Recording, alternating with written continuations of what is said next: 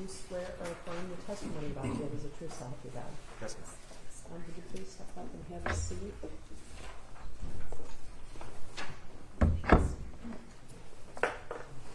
And then would you state your name for the record, spell your first and last name? My name is David Shaw, S-H-A-W. First name is David, D-A-V-I-D. Go ahead, Preston. Sir, I'm going to ask you to speak really as loud as you can, okay? Yeah. Okay. How are you employed? I'm employed with the Detroit Police Department. Okay, and what do you do there? I'm assigned to the Special Response Team, which is the city's SWAT team. The SWAT team? Yep. Okay. How long have you been a police officer? For 13 years, And what's your rank right now? corporal. Corporal. Okay, so I'm not familiar with Detroit Police and their ranking structure. Tell me what that means. So corporal is essentially like would be a field training officer or a trainer of other police officers. Essentially that. Okay. And how long have you been assigned to the City of Detroit Special Response Team?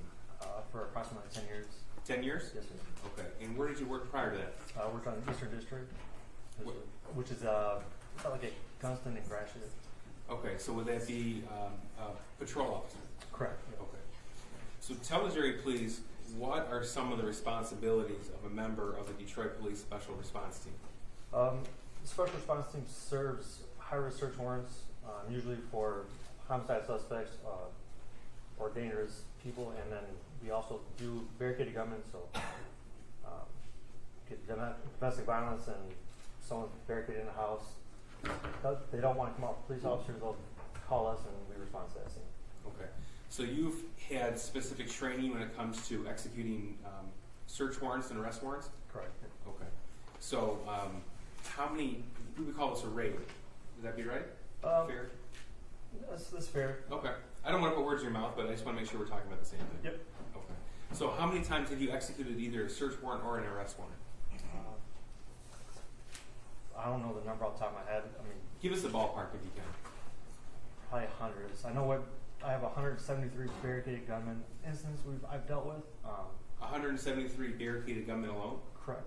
Okay. So, and then on top of that, the search warrants, I don't keep track of that off the top of my head, but I would say more than 200. Easily. Okay. So you've been doing this for about a decade? Correct.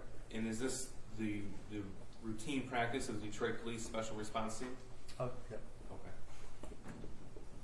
Now I want to direct your attention to Friday, December the 3rd, 2021, approximately 11:30 p.m. Okay. Do you recall that date and time? I do. Okay. And did you have occasion to be recalled to 1111 Bellevue in the city of Detroit? Yep. Got recalled for a search for a wanted fugitive. That was the recall we got. So that was the only information I got prior to getting there. Okay. Now, when I say recall, what does that mean? So our commander will call our lieutenant, who then texts our sergeants, and they send out a text message to our whole team that says, "Come back to the base," or respond to this particular address. In this case, it was respond to this area. And once I got there, it was given more information at that time. Okay. So I take it 11:30 at night on that Friday night, you weren't in the office itself. Would that be correct? Yeah, that was at home. Okay. So when you're recalled, you're always on call, but you're called to duty? Correct. Okay. So as a member of the Special Response Team, is it fair to say that you're always on call? I'm always on call. Yeah. Always on call. Okay. So approximately what time did you arrive at that location? I'm usually pretty quick. That's roughly 20 minutes from my house, or maybe 25 minutes before I got to that scene. Okay. So if you got the message about 11:30, would it be fair to say you arrived before midnight? Oh, yeah. Okay. Now what type of building is at that location? There's a large, I want to call it maybe an industrial type building. If I showed you some pictures, would that help? Yeah. So we have people's 348, 349, and 351 to this witness. 348 through 351. 349 and 351. We have no objection to those. Right, 348. So 348, 349, And 351. 351, not 350. Correct. That's who this witness. Sir, on the screen in front of you, can you see the People's Admitted Exhibit 348? I do. Okay. And what am I looking at in this photograph here? It looks like an industrial building to me. Okay, so this is the address 1111 Bellevue in the city of Detroit? Mm-hmm. Is that a yes? Oh, yes, sir. Okay. And this is, oh, I'm sorry. This is People's admitted 349. This is the same building? Looks to be, yes, sir. Okay. And this is People's 351. Again, photograph of 1111 Belleville. Yes, sir. Okay. So when you arrived, sir, tell me what you saw, your initial observations. Just a ton of police cars. Initially, with this particular incident, there wasn't anywhere to set up on like a barricade government would be, so I kind of waited until we had more officers show up to the scene prior to making entry into the building. Okay. So let me stop you right there. You said a ton of officers are already in scene. Was that your team members or were No, other officers? there was other people. So there's, I couldn't tell you what agencies or what units were there, but it was more than just SRT. Okay, so it's more than Detroit Police Special Response. Was it also, excuse me, more than just Detroit police officers as well? To be honest, I couldn't tell you. I didn't see any other city cars, but there was a lot of Detroit police cars. And then as we started showing up, this was prior to making entry. Once we were in the building, there was multiple agencies and multiple tactical teams, or at least one other tactical team that we ended up running into while we were clearing. Okay. So, sir, tell me, you arrived a little before midnight, you said, Yep. and at that point, were your team members already there? Nope, I was the first one there. I talked with I believe it was a commander or a lieutenant that was on the scene already. He kind of gave me a rundown of what was going on, and we kind of formed a plan and waited for other guys to get there before he made entry to the Okay. to this building. So you were recalled from your home, you said? Correct. Okay. Were you wearing the uniform you're wearing today? No, sir. Okay, tell me what you were wearing. It's essentially an unmarked uniform, but it's a black tactical shirt, which allows me to apply patches to each shoulder, so I'm able to identify myself as a Detroit police officer. Then I have a heavy vest on that says police across the chest. Heavy vest is what?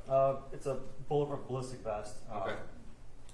with heavy plates on the inside for protection from firearms. Helmet, usually a mask. At this time it's pretty cold, so I usually do wear a face covering.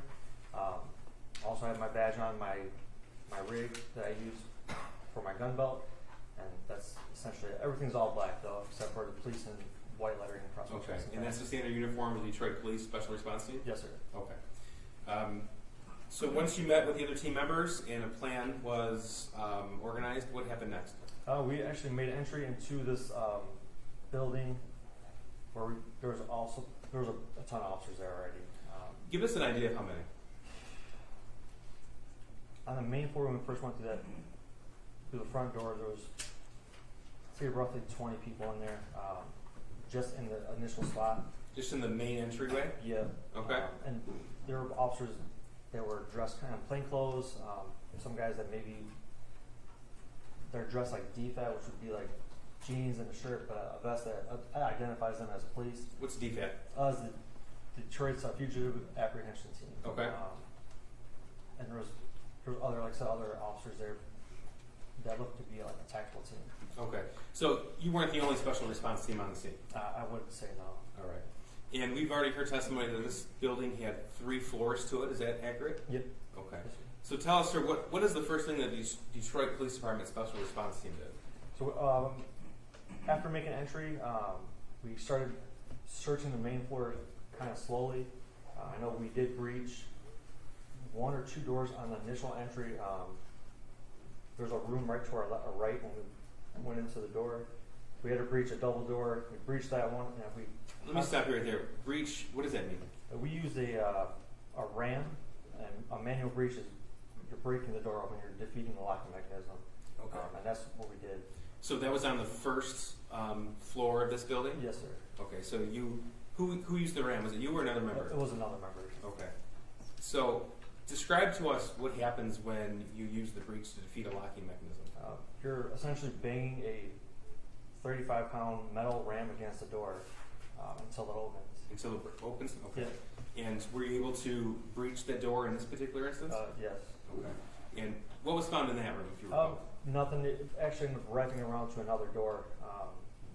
We ended up going out that door and back into the hallway that we were in, but we had cleared that room and the conjoining room before we went back out to the hallway. Okay. Now, at some point, was Detroit Police Department's Special Response Team coordinating with other tactical units on scene? I believe my commander was, or my sergeant. I was not personally. That's fair. But I couldn't. I would assume they were. Okay. So just walk us through then where your particular team went that evening. We started on the main floor, and we were given information that the 2 wanted fugitives went up to the second floor and never returned back downstairs. So that kind of forced our way.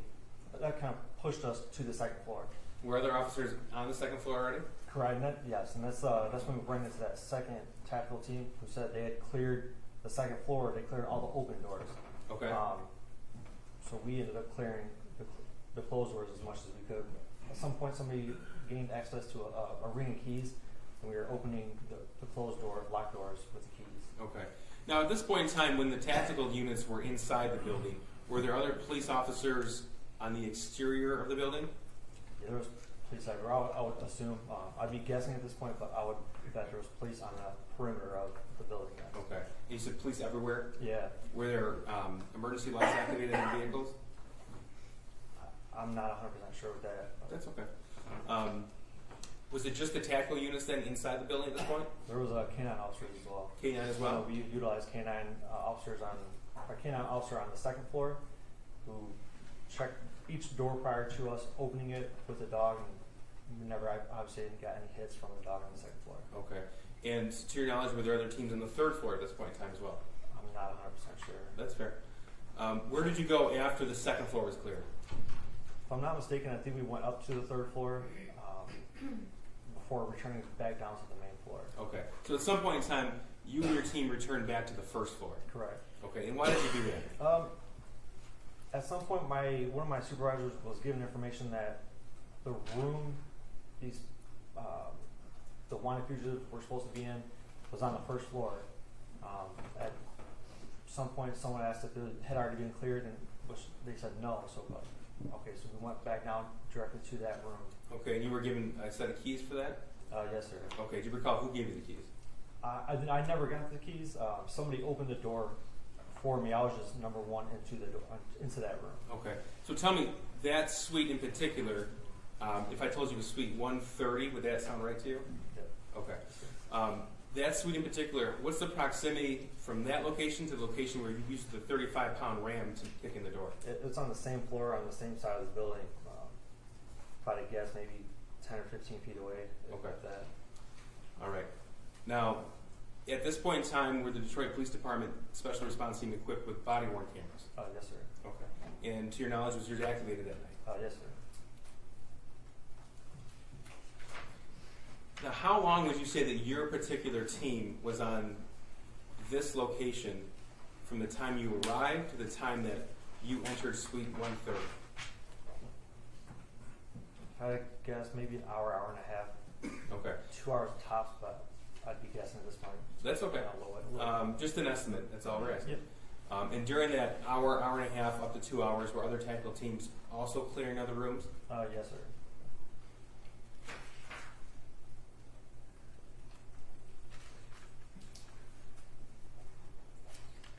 Now, your body-worn camera would have a date and time stamp on it, if you know. Yes, sir. Okay. This is going to be equals 347. I don't believe there's an objection. No, there's not. We stipulate to the admission. 347 is admitted.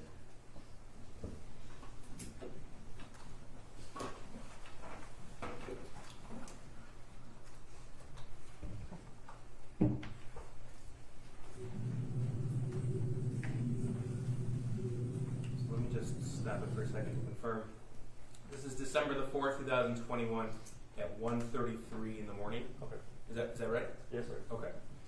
And this is camera from your body-worn camera? Yes, sir. Okay, tell us quickly, where is that camera affixed on your uniform? I have it affixed to the right side of my chest, just underneath my magazine carriers. Okay. I have a lot of stuff here, but it's just a space pretty much right underneath my right arm. We see a lot of stuff here. We're talking about the tactical vest you described? Yes, sir. Okay.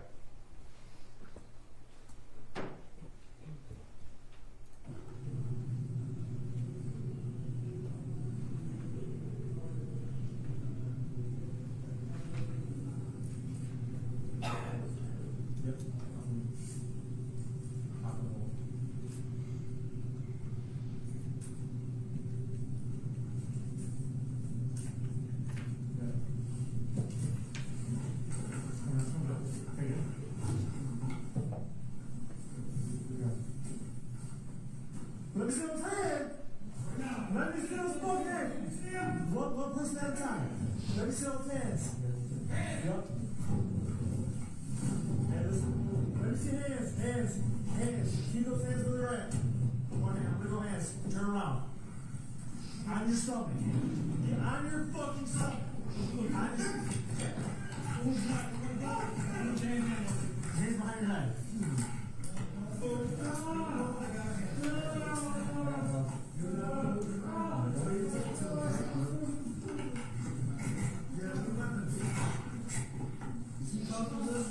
Good.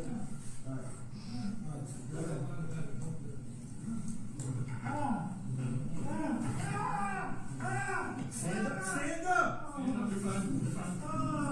What's your name? James. James what?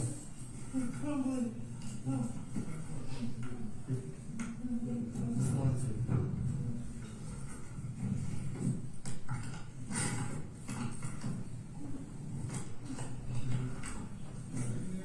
Yep. Stay there. Let's walk up. I want you. Can I move?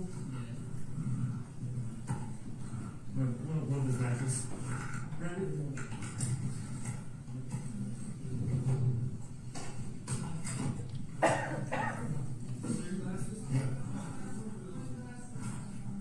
These are yours. Those are mine. Those are mine. I'm putting your glasses on. Look at him. Almost.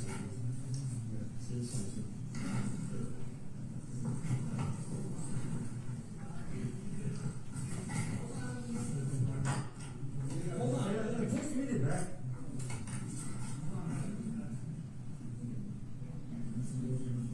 No, double it. Kind of double check. This is not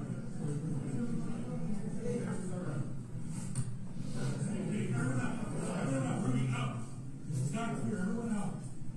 This is still an arrest. Out. We got double check for weapons, so we're not. This is still there.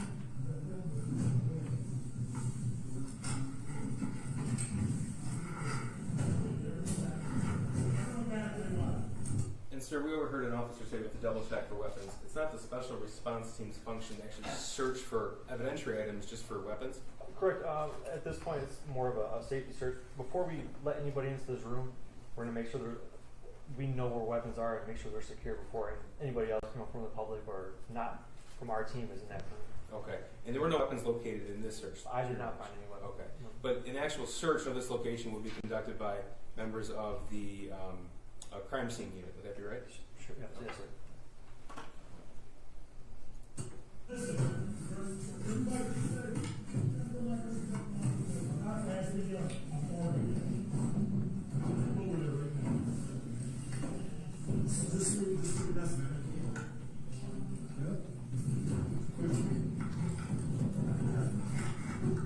Listen.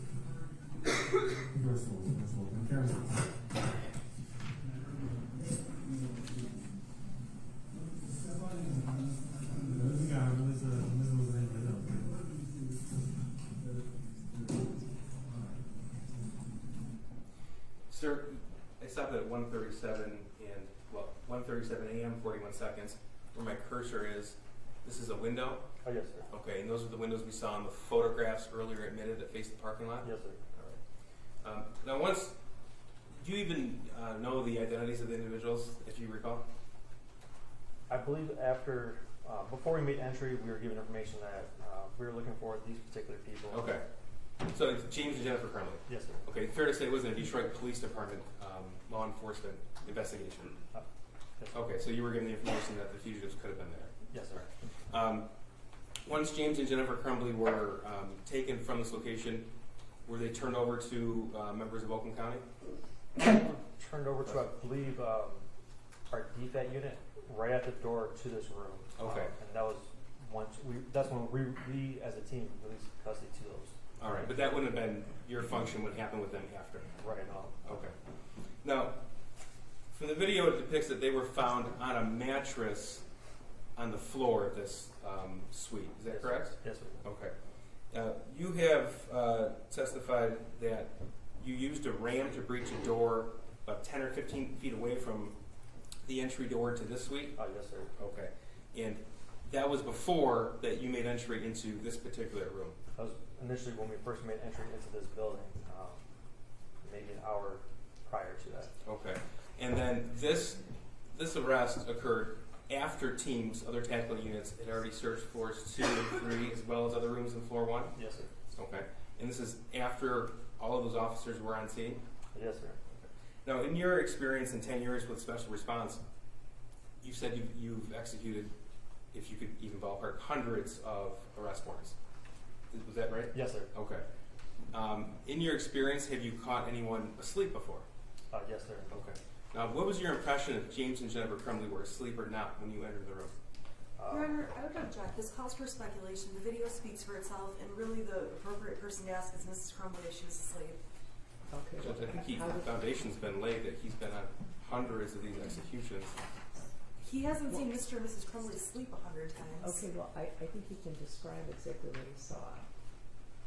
Sir, I mean, and if I close my eyes right now, I don't know if you'd know if I'm asleep or not. I mean, I probably am, but, you know. Go ahead, sir. But you don't know if someone's asleep just because their eyes are closed. I'm just asking his impression. Are his eyes closed? Were their eyes closed? Were they moving or not moving? Like, you know, you can ask those types of questions. Give us paint the picture for us what you perceived. as I made entry, I see two people laying on a mattress. If I'm not mistaken, they were facing each other, not moving, not making a sound. Okay. And that's after your entire team entered the suite. Correct. Okay. And after the door was breached 15 feet away. Yes, sir. I have nothing further. Cross. Thank you.